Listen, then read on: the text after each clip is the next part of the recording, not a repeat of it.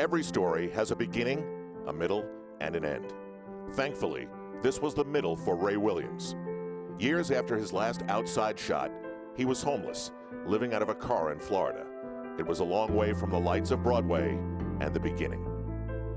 And now here they are, the New York Knickerbockers. From Mount Vernon High School and the University of Minnesota, number 13, Ray Williams. This rookie from Minnesota's had a good second half. He was a terrific player. Ray Williams. Bernard to Ray. Great return by Bernard to Ray Williams. We was the best 1-2 guards in the NBA. Well, that a happy scene for the combination of Ray Williams and Mike Richardson. Well, I just thought Ray was a fantastic all-around player. And a great steal by Williams, stripping Pierce and taking all the way. Ray was one of the best teammates you could have. He always had your back. He loved to play. He competed hard. What a pass by Ray Williams to Cartwright. Ray's hoop dreams began on the 4th Street courts of Mount Vernon, where he followed the footsteps of his older brother Gus. First to high school, where he led the Knights to a sectional title, then onto the school's Hall of Fame. From there, he headed to San Jacinto College in Houston to further develop his game. San Jack went 72-8 during his 2 seasons there, and he turned that success into a full ride to the University of Minnesota. Oh, here we go, number 10, Minnesota Gopher. Look at all that hair. I wish I had half of it now, not all. In Ray's senior year, he teamed with future NBA stars Michael Thompson and Kevin McHale, leading the Golden Gophers to a 24-3 record. On the court, as an upperclassman, Williams led by example. Kevin and Michael was a guy, when I played with them at Minnesota, had all the talent in the world. But during the game, when we play against guys that was a little physical, they had a tendency of not taking on a challenge. I try to help our big guy to get that aggressiveness in them. Ray was from Mount Vernon, New York, and he always said, okay, we're going to play. I get first pick, and I take Kevin.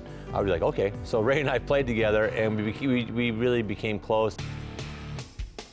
On draft night, Ray would become a member of his hometown Knicks.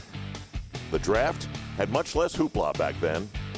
I remember being in my coach office at Minnesota, just listening to the draft over the radio.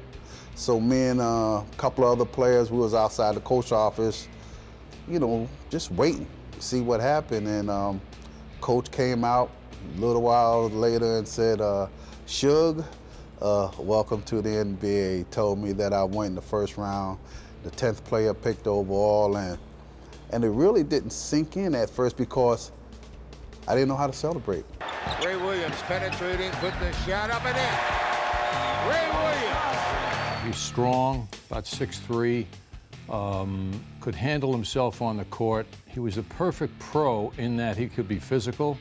He could also be very sharp, too, and he could be gentle in many ways. He was one of those guys that could hurt you in a number of ways because he was not only a strong player, but he was also a quick player. He had the mentality to score the basketball and shoot the basketball very well, but also take you off the dribble. Michael, Ray Richardson, and Ray came together, and that was very special because you had 2 terrific players, loved to play the game. We don't presume that guys love to play. A lot of guys just have ability, but these guys love the game. Yeah, playing with Michael Ray was special because me and Michael Ray, our number 1 goal was to be the best guard tandem in the league. So our goal was to shut everybody down defensively. I played 1 and he played 2. He was a real good defensive guard, a great rebounder. He was a great guy. Who became captain of the Knicks in 1980 and played 10 NBA seasons. His 750 career steals still ranks 4th all-time for the Knicks. Once he scored 52 with the Nets, still a team record. And he was a reserve for the Boston Celtics when they made it to the NBA Finals in 1985. But the thoughts of shooting alongside his brother Gus on the MSG court were a distant memory just 1 year ago. The sole refresher, a rolled-up poster showing brotherly competition from an NBA game decades gone by.